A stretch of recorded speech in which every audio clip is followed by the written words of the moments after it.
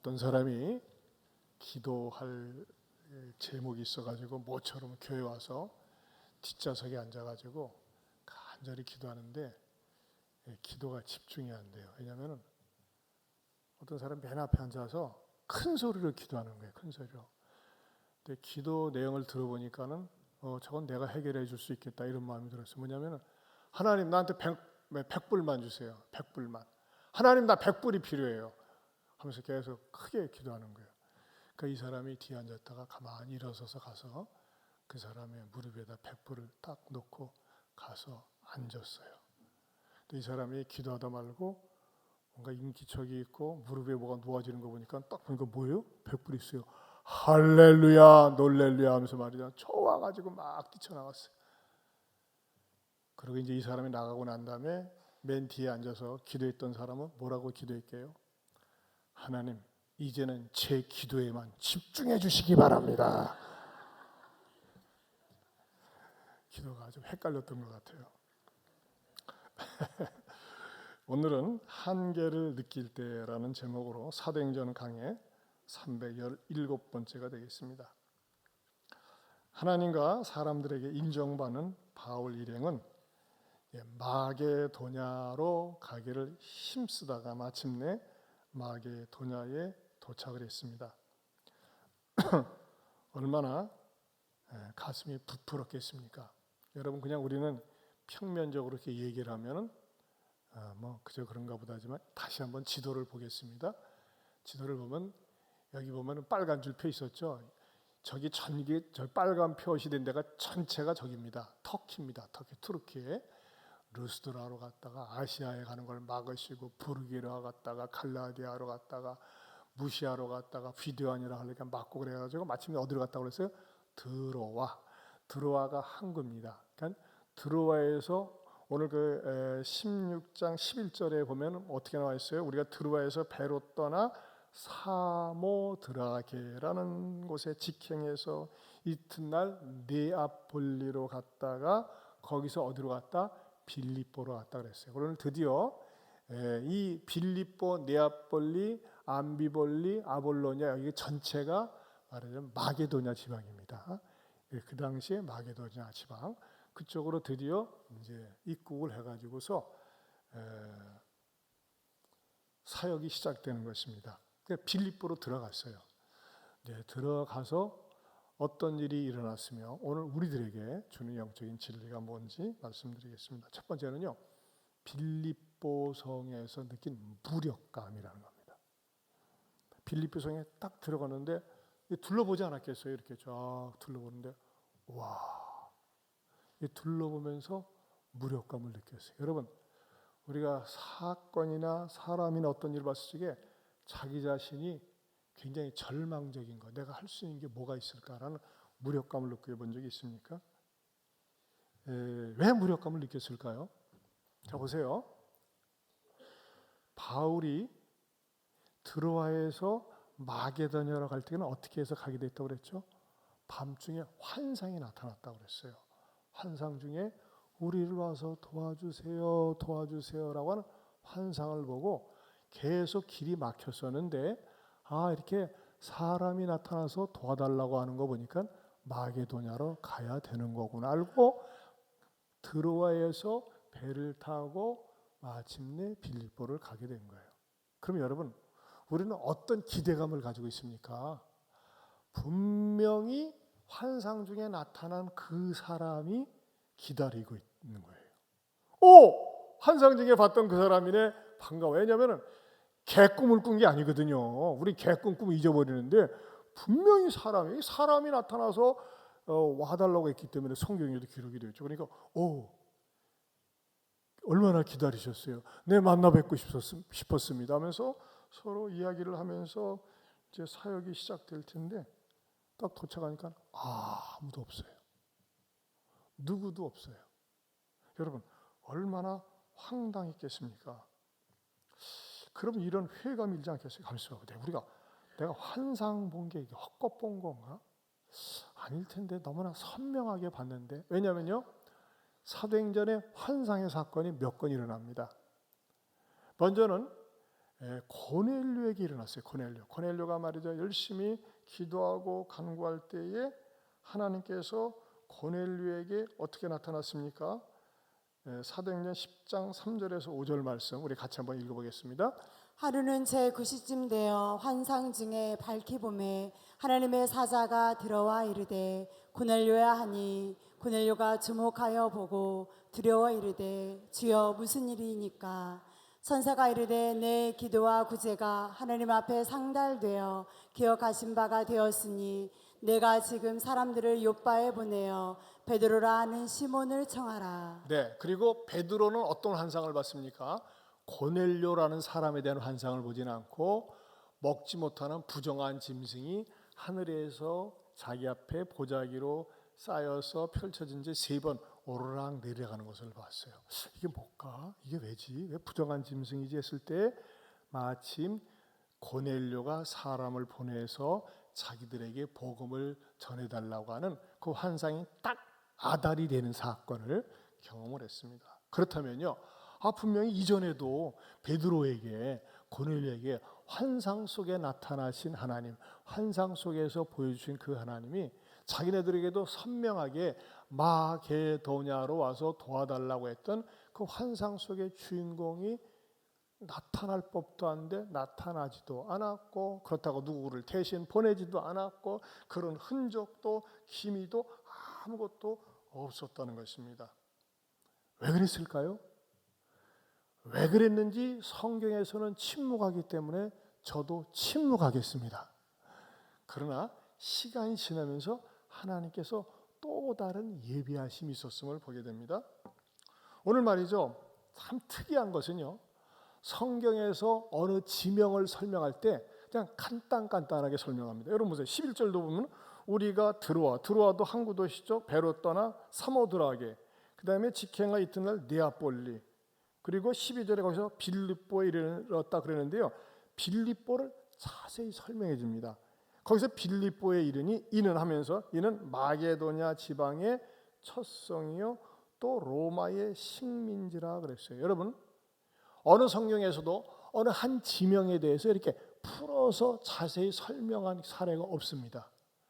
여러분, 특별히 펜을 가지고 어디다 동그라미 쳐야 되냐면요, 로마의 식민지라 거기다 동그라미 쳐야 돼요. 로마의 식민지라. 왜냐하면은 이 로마의 식민지라고 했을 때, 여러분, 복음이 전파될 당시 예수님이 처음 탄생했을 때도요, 이스라엘은 로마의 식민지였습니다. 거의 모든 나라들이 로마의 식민지였어요.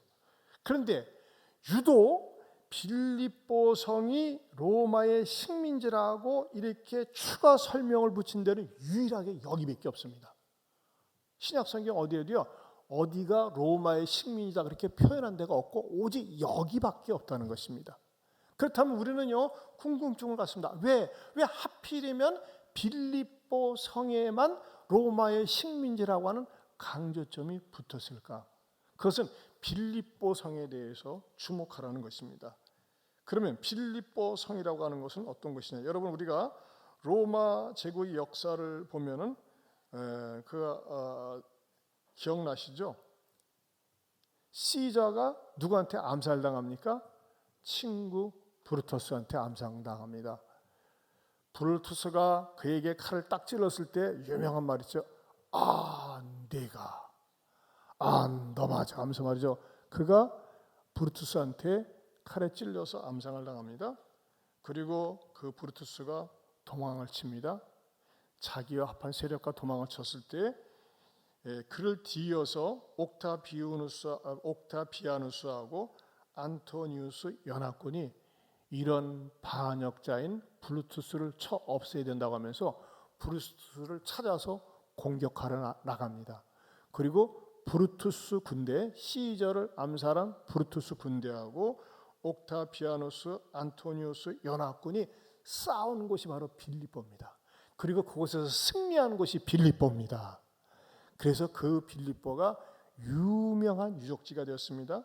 그리고 나중에 황자가 된 로마 제국의 황제가 된 옥타비아누스는 빌립보 전투에서 승리한 것을 기념하기 위해서 빌립보를 황제에게 직속된 특별 도시로 재편했습니다. 특활시로 만들었습니다. 그리고 이 빌립보에는 누가 와서 많이 살도록 했느냐? 로마 제국을 위해서 헌신하고 수고한 퇴역 군인들이 와서 편안하게 노후 생활을 살 수 있도록, 말하자면 그 안전보장 장치로 복리후생 차원에서 그 도시를 갖다가 그렇게 만든 것입니다. 그래서 로마의 식민지라고 했을 적에 우리들이 생각하는 식민지하면요, 누가 지배를 하고 누가 다스리고 엄격하게 통제하고 그런 것으로 인식이 되지만, 이 빌립보만은 자치권을 주면서 로마법을 적용하고 또 그 로마 군인들을 주둔시키면서 철저하게 이 모든 시민들에게 로마 시민권을 주었기 때문에 이들을 건들거나 해롭게 하지 못하도록 했다고 하는 것입니다. 그리고 이 빌립보에 사는 시민들은 로마 시민권을 가지고 있을 뿐만 아니라 로마 제국의 수도인 로마 시민과 동일한 권리를 누릴 수 있었습니다. 예를 들면 그거예요. 그래서 사업을 한다, 뭘 한다면요, 세상에 세금과 공무를 전부 면제시켰습니다. 먹고 놀고 땡이죠, 한마디로 얘기해서. 그리고 이런 그 세금 공물 면제받는 그런 특권을 누리고 있었다고 하는 것입니다. 그러니까 여러분 생각을 해보세요.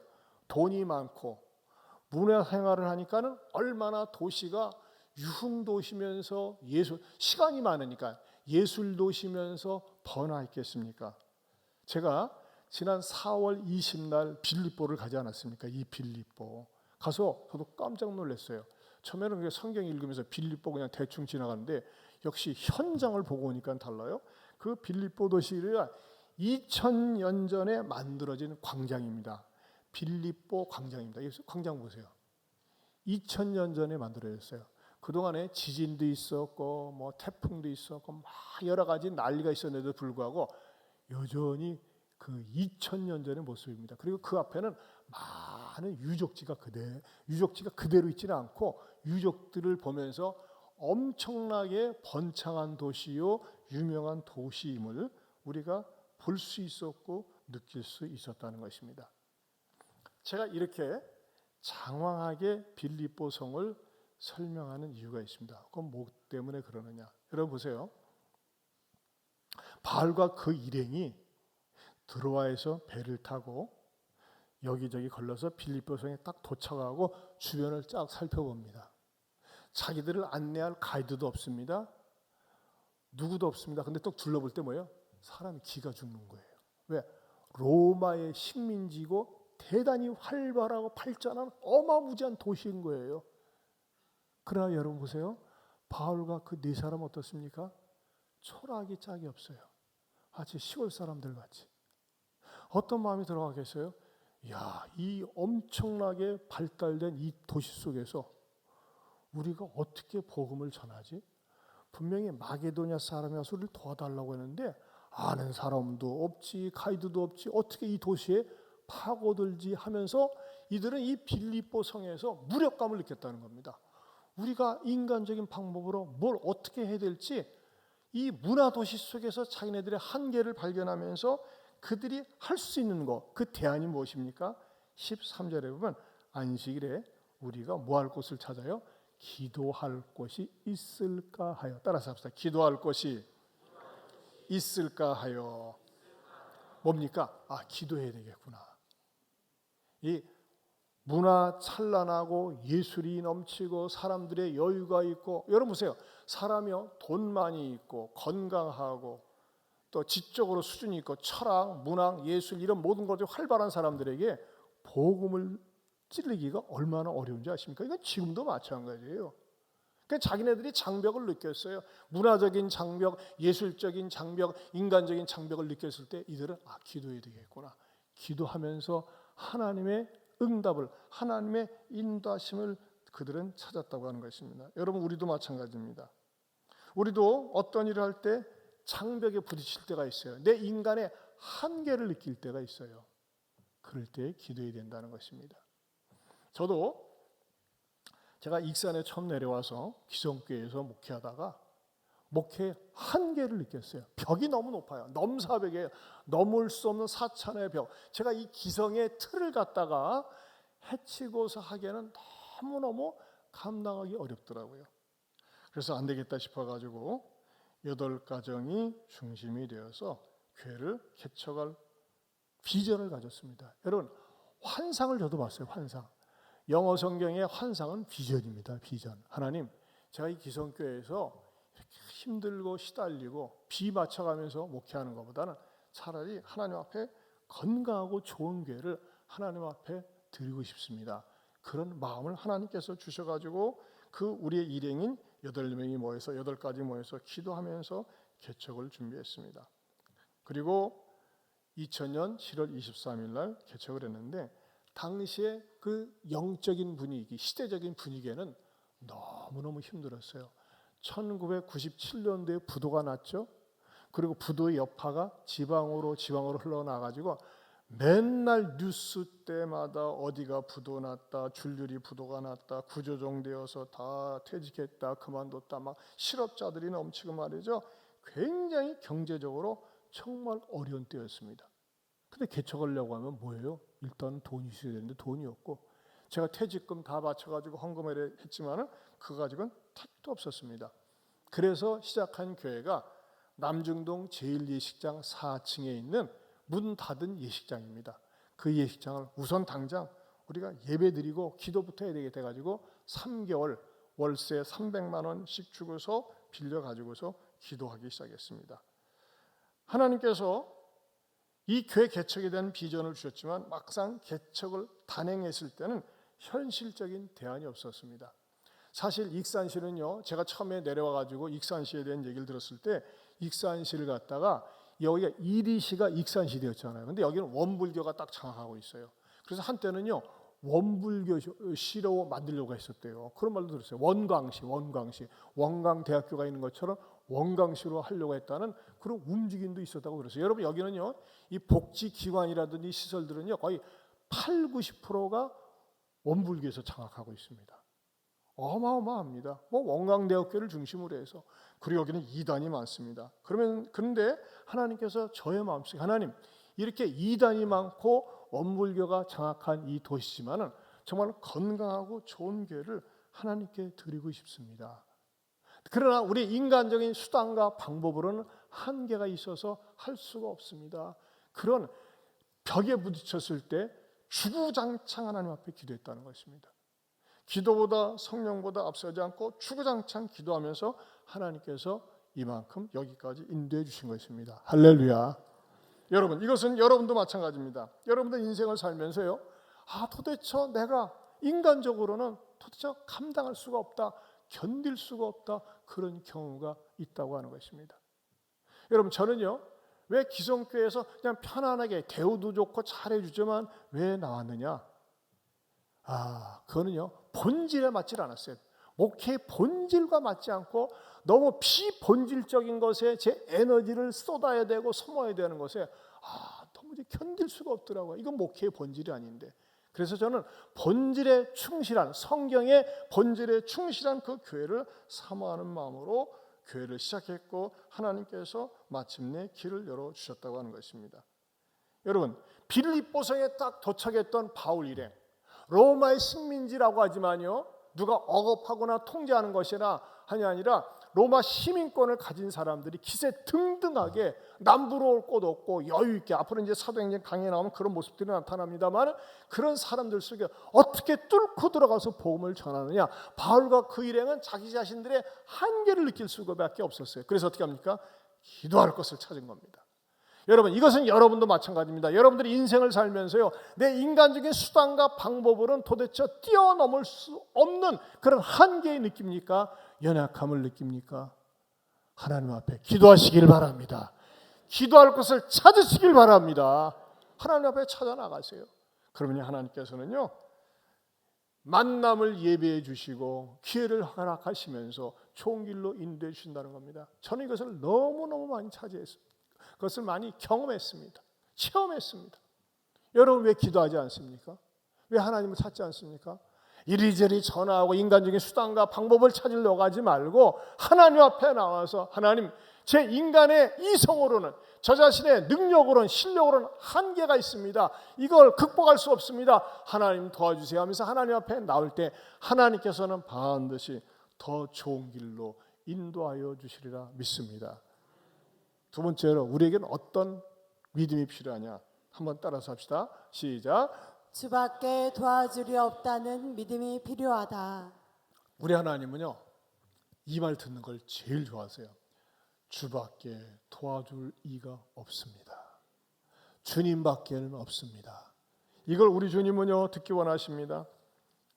우리가 종종 신앙생활을 하면서도 우리 한계에 부딪히고 무력감과 절망에 빠질 때가 있습니다. 그럴 때 여러분, 딴짓하지 말고 이 사람 저 사람 찾아다니고 이 사람 저 사람한테 도움을 청하지 말고 하나님 앞에 절박하게 기도하세요. 간절히 기도하세요. 응답될 때까지 기도하세요. 그럴 때 하나님은 내 생각 뛰어넘어서서 응답을 해주신다는 겁니다. 성경에 그런 사건이 있었습니다. 유다왕 아사 때에 구스왕, 지금으로 얘기하면 에디오피아입니다. 구스왕 세례가 100만 대군을 이끌고 유다 왕국을 침공했습니다. 그런데 그 유다 왕국은 그 아사 왕의 군대는 보병이 58만 명밖에 되지 않았습니다.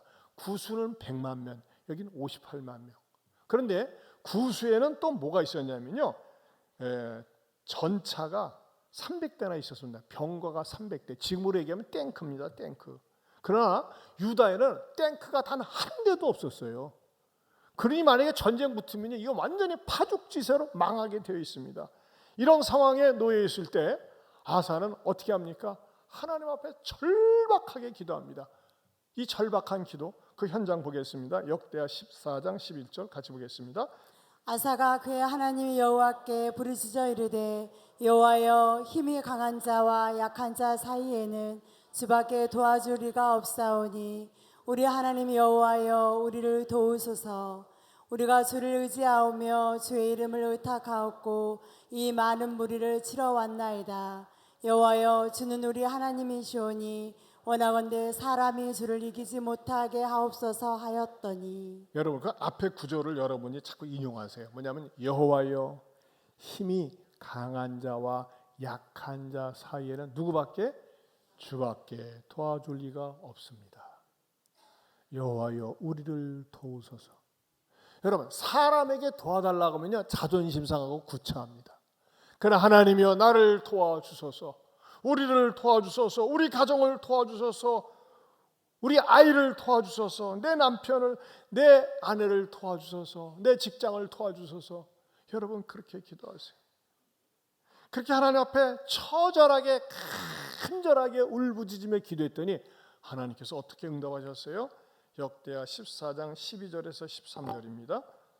여호와께서 구스 사람들을 아사와 유대 사람들 앞에서 치시니 구스 사람들이 도망하는지라. 아사와 그와 함께한 백성이 구스 사람들을 추격하여 그랄까지 이르매 이에 구스 사람들이 엎드러지고 살아남은 자가 없었으니 이는 여호와 앞에서와 그의 군대 앞에서 패망하였음이라.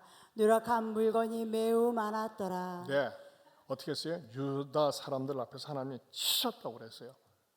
그리고 그 군대가 패망하였고 노력한 물건이 매우 많았다고 그랬습니다. 자, 또다시 개척교회 얘기로 돌아가세요. 저도 이 자신의 한계에 부딪히면서 하나님 앞에 간절히 기도했습니다. 하나님, 중요한 거예요. 사람 좀 보내주시고요. 하나님, 건물 좀 주세요. 어떡하겠어요? 전세로라도 들 수 있도록 하나님 좀 길을 열어주세요 하면서 간절히 기도했습니다. 근데 그런 것은 보내주지 않고 하나님께서요 희한한 사건을 보내주시는 거예요. 뭐냐면요, 갑자기 잘 알지 못했던 어떤 아이의 엄마로부터 전화가 왔습니다. 제가 이름을 가명을 쓰겠습니다. 가영이라는 아이인데 초등학교 3학년인데 원대 병실에 있는데 와서 좀 기도 좀 해달라는 거예요. 여러분, 병실에 있으니까 기도해 주는 거야, 당연하죠. 근데 제가 가서 기도를 딱 하려고 뭐 때문에 병원에 아이가 입원했는지 듣는 순간, 이야, 이 기도가 안 나와요. 너무 절망스러운 상황이라. 그 아이가 초등학교 3학년인데 아이의 모습이요 완전히 그 아프리카에 못 먹은 아이들 배가 불룩 나온 것처럼 배가 불룩 나와 있고 피골이 상접하고 막 머리 온몸에 주사바늘 꽂혀져 있는 거예요. 혈소판 기능 부족이라고 하는 그 병에 걸렸는데 상처가 나면 말이죠, 피가 멈춰지지 않는 질병이라는 거예요. 근데 그것이 악화가 되어져 가지고 더 이상 손을 쓸 수 있는 방법이 없고 어떻게 하느냐, 이제 장례치를 준비를 하라고 가족들한테 얘기한 거예요. 그랬더니 거기에 어머니, 아버지, 할아버지, 할머니 빙 둘러서서 그냥 울기만 해요. 울기만. 목사를 불러도 살아날 가능성이 있는 사람을 부를 때 기도가 힘이 센데 죽어가는 아이예요. 나한테 기도를 부탁하는데 거기도 이제 절박해서 그랬겠죠. 근데 제가요, 어떻게 그냥 용기가 안 나요. 그래도 제가 하나님 앞에 솔직히 기도했어요. 하나님, 이 초등학교 3학년 아이 데려가서 어디다 쓰시려고 하십니까? 살려주세요. 고쳐주세요. 하나님, 정말 이렇게 부모들이 눈물을 흘리고 할아버지 할머니도 이렇게 서서 눈물을 흘리는데 하나님 이럴 때 좀 고쳐주시고, 또 제가 마치 교회를 개척을 했는데 이 아이가 벌떡 살아나면 제가 얼마나 힘을 받겠습니까? 하나님, 제 체면도 좀 생각해 주시고 또 나를 불러주셨으니까 좀 고쳐주세요 하면서 막 예수의 이름으로 명하노니 회복될지어다 나을지어다 막 외치고 기도했어요. 근데 안 일어났어요. 가만히 있어요. 그거 어떡하겠어요? 역시 저는 조영기 목사님이 아니더라고요. 그러나 제 마음속에는 포기하고 싶지가 않더라고요. 그리고 교회에 돌아와서 24시간 기도를 했습니다. 그리고 기도를 선포했습니다. 여러분, 내일처럼 우리 교회처럼 생각하고 기도하십시다. 그리고 제가 말이죠, 굉장히 무식하면 용감하다고, 제가 무식하면 용감한 말했어요. 뭐냐면요, 하나님, 이 아이와 운명을 예한교회 같이 시작하고 싶습니다. 무슨 말이냐, 이 아이를 고쳐주시면은 예한교회를 쓰신다고 하는 사인이고, 고쳐주시지 않으면 예한교회 문 닫겠습니다. 이야, 제가 생각해도 말이에요, 끔찍한 말이에요. 근데 마음이 두렵지만 뭐예요? 정말 하나님께서 고쳐주시기를 간절히 원하는 마음으로 정말 절박하게 기도했어요. 온통, 왜냐하면 이 아이 죽으면 예한교회도 문 닫아야 되잖아. 얼마나 하나님 앞에 기도하고 매달렸는지 몰라요. 그러던 어느 날 금요일 심야 기도회 앞에서 찬양하고 막 기도하고 매달리는데 그 예식장이라고 그랬잖아요. 예식장 저 뒷문이 싹 열리더니 하얀 옷을 입은 어떤 그 처녀, 제가 볼 땐 처음에 처녀인 줄 알았어요. 처녀하고 아버지하고 아버지 손에 부축되어서 한 손에는 꽃을 들고 오는 거예요. 이게 뭐야 이게? 꿈이야 생시야 이게 뭐야 이게? 보니까 그 아이가 환자복을 입고 아빠 손에 의지해서 저한테 차박차박 기대서 오는 거예요. 제가 물어봤어요. 이게 어떻게 된 일입니까?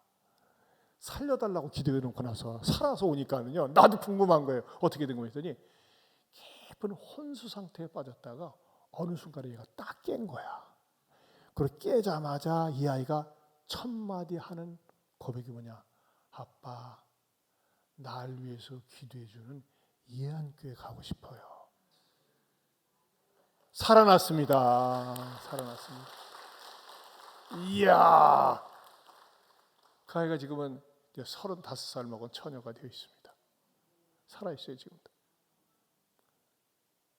그것이 제가 목회하는데 얼마나 용기와 힘을 얻게 되는 계기가 되는지 모릅니다. 여러분, 그때 당시 하나님이 뭐 사람들을 당장 보내주고 건물이 생기고 그런 건 아니었지만 그것 때문에 제 마음속에 하나님께서 말이죠, 어떤 마음을 주셨느냐.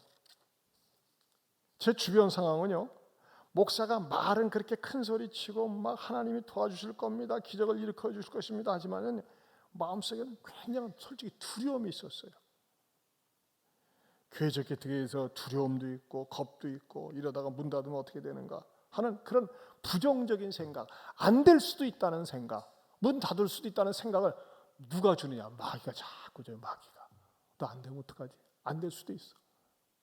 그러나 그럴 때마다 하나님 앞에 매달리면서 전심에서 매달려 기도할 때 하나님께서는 역사하시고 응답해 주셨습니다. 이게 제 목회의 첫 스타트 체험입니다. 여러분, 저는요, 여러분들이 신앙생활하면서 적어도 이렇게 기도 응답받는 체험이 있기를 바랍니다. 내 능력에 한계가 있어요. 내 지식에 한계가 있어요. 내 실력에 한계가 있어요. 그런데 말이죠, 하나님 앞에 올인해가지고 기도하는 거예요. 간절히 기도하는 거예요. 저는요, 그 남준동 제1예식장에서 매일 기도할 때 매일 목이 쉬었어요. 매일. 그때 목이 다 나간 것 같아요. 끝나고 나면 얼마나 부르짖고 얼마나 매달리고 얼마나 찬양하면서 했는지. 근데 그 헝그리 정신, 그 맨바닥 정신이 말이죠, 하나님께서 저로 하여금 어떤 상황 속에서도 흔들리지 않는 용기와 담대함을 주셨습니다. 할렐루야. 여러분, 몇 년 전에도 팔봉에서 목사님 개척하다가 자살했었어요. 자기 식구들 데리고. 그런 사건이 있었잖아요. 신문에도 나오고 그랬었어요. 왜 그럽니까? 의지가 약하고 응답받은 적이 없으니까 인간적인 거 자기 자신을 보다 그렇게 된 거예요. 여러분, 사람들이요, 절망에 부딪혔을 때 내가요 자살할 생각이 들어가면요, 자살할 마음을 가지고 기도해 보세요. 내가 기도하다가 죽겠습니다. 그런 마음을 가지고 기도해 보세요. 하나님은 반드시 시퍼렇게 살아서 역사하시는 줄로 믿습니다. 따라서 합시다. 자살할 마음이 있으면 그 마음 가지고 기도해라. 그렇게 해보세요. 하나님은 반드시 역사하십니다. 사랑하는 성도 여러분, 여러분의 상황 가운데 앞을 보면 캄캄하고 옆을 보면 답답하고 뒤를 보면 두렵습니까? 그런 감정이 물밀듯이 나한테 찾아옵니까? 그럴 때일수록 하나님 앞에 위를 바라보면서 기도할 수 있기를 축원합니다. 여러분, 바울 일행이 빌립보성에 들어가서 느꼈던 무력감, 절망감을 가지고 야, 이거 어떻게 하지 하면서 전략회의를 짜거나 머리를 짠 게 아니었어요. 보세요. 기도할 것을 찾았어요. 기도하면서 하나님 앞에 응답을 구하니까 뭐예요? 앞으로 전개되지는 사건들이 기다리고 있습니다. 사랑하는 성도 여러분, 또 한 번 여러분에게 말씀드리고 싶습니다. 아무리 강조해도 지나치지 않습니다. 기도하세요. 응답될 때까지 기도하시기 바랍니다. 역사가 일어날 때까지 기도하시길 바랍니다. 하나님은 시퍼렇게 살아계십니다. 새벽기도 나오세요. 새벽기도 못 나오니까 주간 중에라도 나오세요. 낮에라도 오세요. 밤에 오니까 문 잠겼던데요. 그런 분 말씀하세요. 키 드릴 테니까. 비번 알려드릴 테니까. 우리 교회는 보면요, 새벽이건 오전이건 오후건 저녁 때건 늦게까지 기도하는 분들이 참 많이 있으세요. 왜 기도하지 않습니까? 기도를 하다 말다. 그러니까 응답이 될 듯 하다가 안 되고, 그리고 오래 못 가는 거예요. 그러나 여러분, 우리가 하나님 앞에 응답받고 축복받았을 때 조심할 것이 있습니다. 그게 뭔지 압니까? 세 번째로, 섰다고 교만하면 망한다는 것입니다. 따라서 합시다. 섰다고 교만하면 망한다. 망한다의 센 표현이 뭡니까? 폭망한다. 고린도전서 10장 12절 말씀 같이 읽어봅니다. 시작. 그런즉 선줄로 생각하는 자는 넘어질까 조심하라. 성경에 보면요, 종종 그런 사람들을 많이 보는데, 목회를 하면서도 보는데, 어렵고 힘들 땐 그렇게 하나님 찾고 금식하고 예배 열심히 하고 막 충성하다가 응답이 되어지고 먹고 살만하고 부족한 게 없으면요, 슬슬 예배를 빠지기 시작하고 슬슬 하나님을 찾지 않아요. 그 어떤 사람 시건방지게 이렇게 얘기해요. 이제 하나님 다 안 도와주셔도 돼요. 은행에 잔고 많이 있고 연금 두둑하고 살 수 있는 집이 있고 직장 안정되고 애들 잘 나가니까 하나님 안 도와줘도 됩니다. 이런 식으로 사는 사람들이 의외로 많이 있습니다. 여러분, 참 조심해야 됩니다. 언제 하나님 앞에 매맞을지 모릅니다. 여러분 놀랍게도요, 아사 왕은요 그렇게 어려울 때 하나님 앞에서 하나님 도와주리는 주님밖에 없습니다. 그러다 응답받았던 아사가 어떻게 됩니까? 나중에 변질이 됩니다. 아사 왕은요, 그가 하나님의 응답받으니까 너무 감사해서 전국 방방곡곡에 포고령을 내렸어요. 포고령. 이제 이후로 하나님 외에 우상을 섬기거나 다른 신을 찾는 자들은 사형에 처한다 그랬어요. 사형에 처한다. 근데 문제는 뭐냐? 자기 어머니가 우상을 섬겨. 그러니까 어떻게 합니까? 어머니가 우상을 섬기니까 아사가 이렇게 합니다. 역대하 15장 16절 말씀 같이 보겠습니다. 아사 왕의 어머니 마아가가 아세라의 가증한 목상을 만들었으므로 아사가 그의 태우의 자리를 폐하고 그의 우상을 찢고 빻아 기드론 시내가에서 불났으니. 여러분 보세요. 종교적인 문제입니다. 세상 사람들이 볼 때는 우상을 섬긴다. 그런다고 해요? 태우의 자리를 폐해버렸어요. 어머니를 내쫓은 거예요. 이 정도로 아사가 하나님에 대한 열심이 있었습니다. 누구도 따라가지 못할 열심이 있었어요.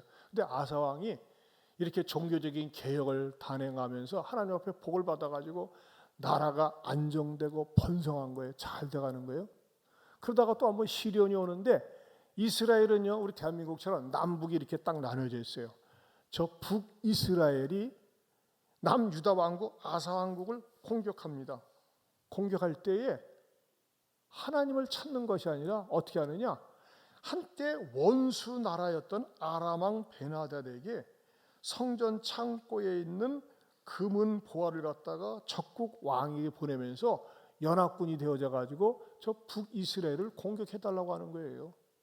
마치 남한에서요, 우리의 한때 왼수 나라였던 저 중국에다가 우리나라를 도와달라고 그런 식으로 된 거예요.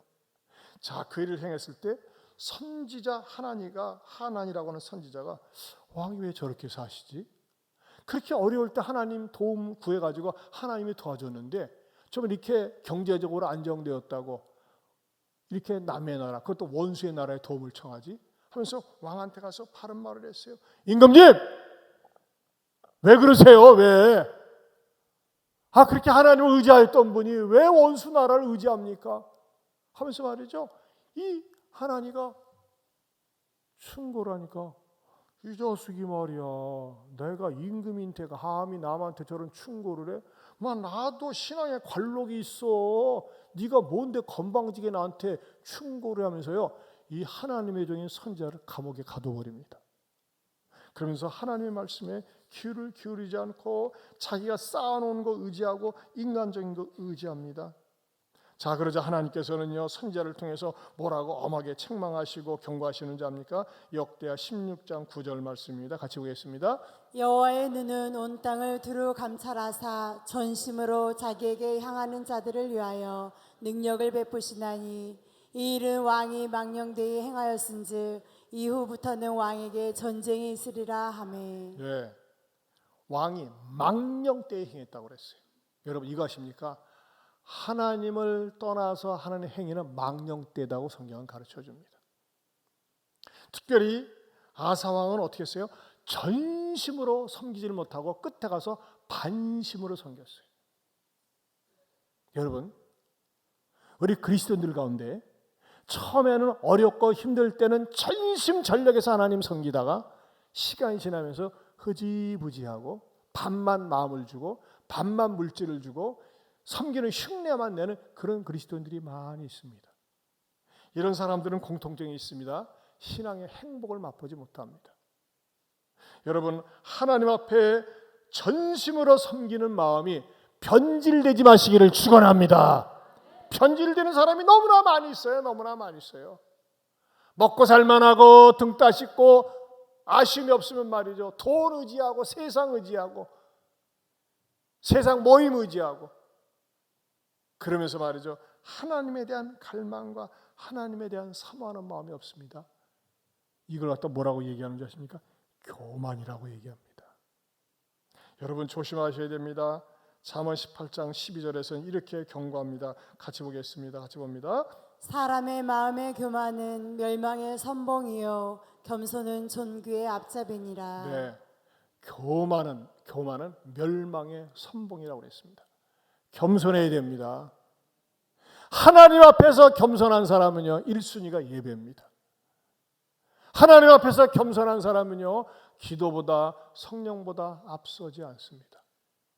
하나님 앞에서 겸손한 사람은요 일이 형통할 때도 하나님께 나가지만 불통할 때도 변함없이 나갑니다. 특별히 자기 삶이 안정될수록 나의 나된 것은 하나님의 은혜입니다. 내가 이만큼 먹고 사는 거, 이만큼 사는 거 하나님의 은혜입니다 하면서 하나님께 나갑니다. 그러나 여러분 시건 방지면은 하나님 도움 없이도 나 스스로 독립할 수 있어요. 그러면서 마음이 점차 하나님께 멀어진다는 것입니다. 그러다가 무슨 쫑납니까? 아사 쫑나는 거야. 아사 얼마나 불행한지 몰라요. 그렇게 하나님이 도와줬었는데 나중에 아사가 중병에 걸려가지고 고통당하다가 참 비참하게 생을 마감합니다. 저는 이런 분들이 한 분도 없기를 주님의 이름으로 축원합니다.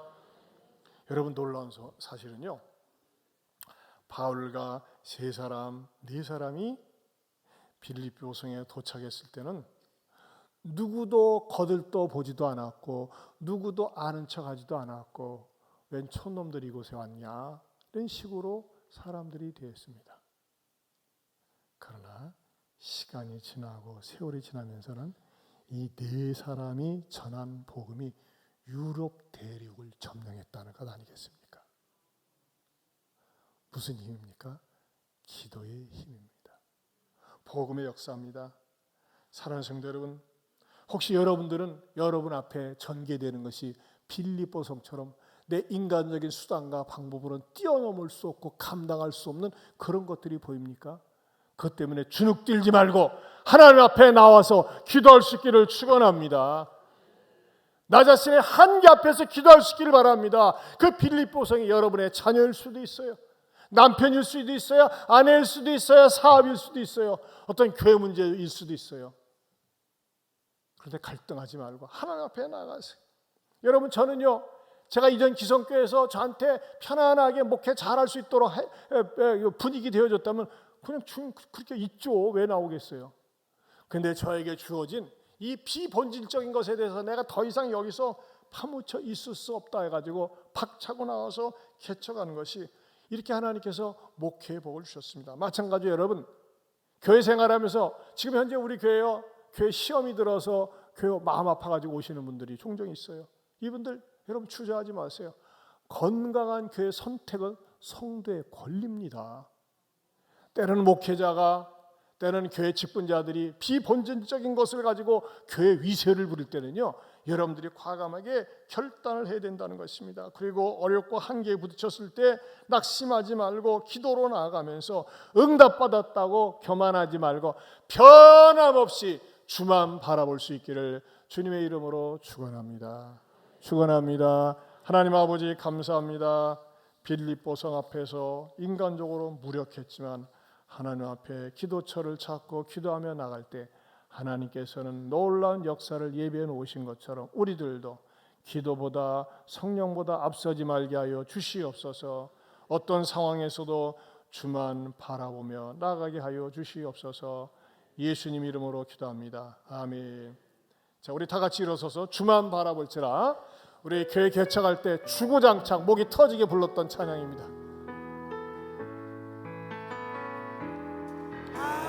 하나님의 사랑을 사모하는 하나님의 평안을 바라보는 자, 너의 모든 것 창조하신 우리 주님이 너를 얼마나 사랑하시는지 하나님 찬양과 경배하는 자, 하나님의 선하심을 닮아가는 자, 너의 모든 것 창조하신 우리 주님이 너를 찾아 삼으셨네. 하나님 사랑의 눈으로 너를 어느 때나 바라보시고 하나님 인자 한 귀로써 언제나 너에게 기울이시니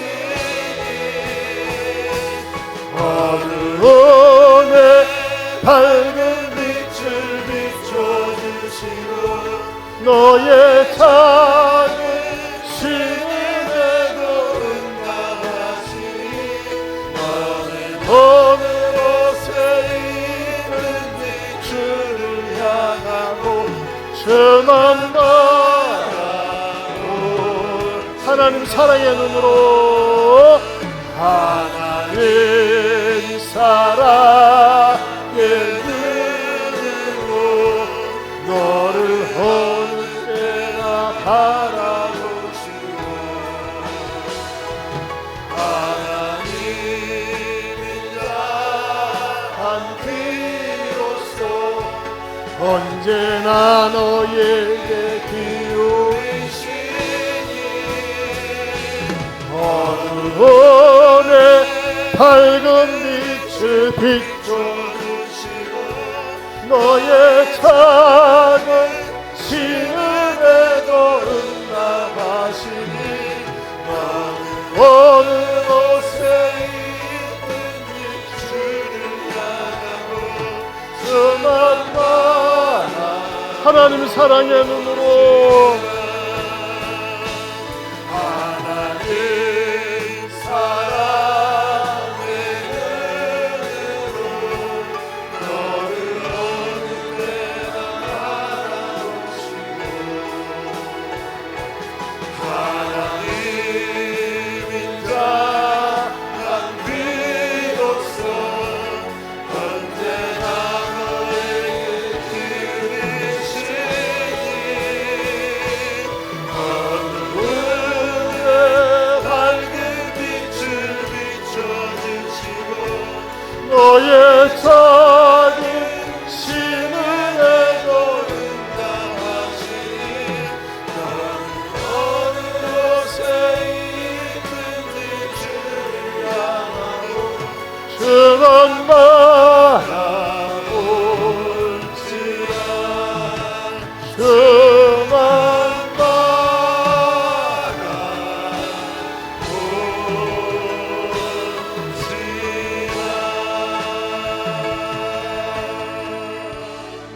사랑하는 성도 여러분, 여러분 눈앞에 있는 빌립보성은 어떻습니까? 그게 여러분의 가족일 수도 있고 여러분의 직장일 수도 있고 여러분 앞에 주어진 문제일 수 있습니다. 여러분 빌립보성 앞에서는요 바울이랑은 철학이 짝이 없어요. 어떻게 저렇게 완고하고 똑똑하고 잘나고 먹을 것이 걱정이 없는 저런 사람들 저들에 뚫고 들어간다는 말인가. 그랬을 때 어떻게 했습니까? 기도처를 찾았어요. 여러분은 잃어버린 기도 회복할 수 있기를 바랍니다. 하나님 나 이대로 두시면 안 됩니다. 나 혼자 내버려 두시면 저는 넘어집니다. 실족합니다. 유혹에 빠집니다. 나로 하여금 하나님을 다시 찾게 하여 주시옵소서. 전적으로 하나님을 의지하는 것 하나님 좋아하십니다. 여러분 옛날에 받은 은혜 받은 축복이 많이 있는데 그거 망각하고 하나님을 찾지 않고 교만하지 않습니까? 회개해야 됩니다. 오늘 말씀을 들으면서 찔리십니까? 회개하세요.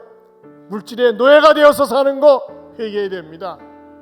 세상 모임의 노예가 되어서 사는 거 회개해야 됩니다.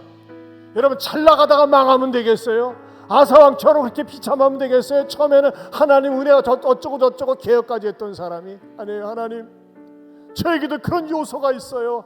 용서해 주시고 변함없이 전심으로 하나님을 찾고 전심으로 예배하고 전심으로 전도하고 전심으로 영혼 사랑하는 마음 달라고, 그런 마음 달라고 우리 하나님 앞에 두 손 들고 주여 한번 부르고 통성으로 기도합니다. 주여.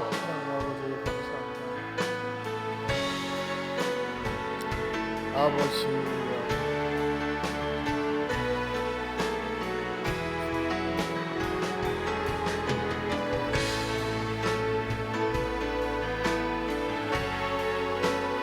아버지여 주여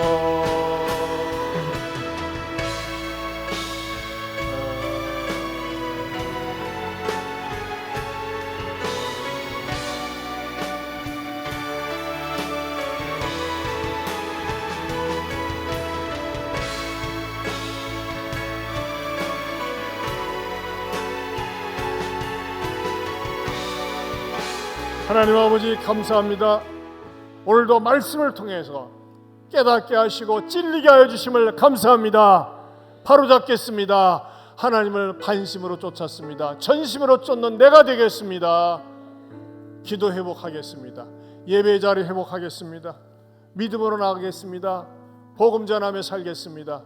이런 마음이 우리들의 마음이 되게 하여 주시옵소서. 이제는 우리 주 예수 그리스도의 은혜와 하나님 아버지의 변함이 없는 사랑과 성령님의 감화 감동 교통하심의 은혜가 빌립보 성과 같은 한계를 느낄 때 기도처를 찾고 기도 먼저 하고 자신의 능력의 한계를 의지하며 전적으로 하나님을 신뢰하며 나가겠노라고 다짐하는 모든 성도들 위해 영원토록 함께 있을지어다. 아멘.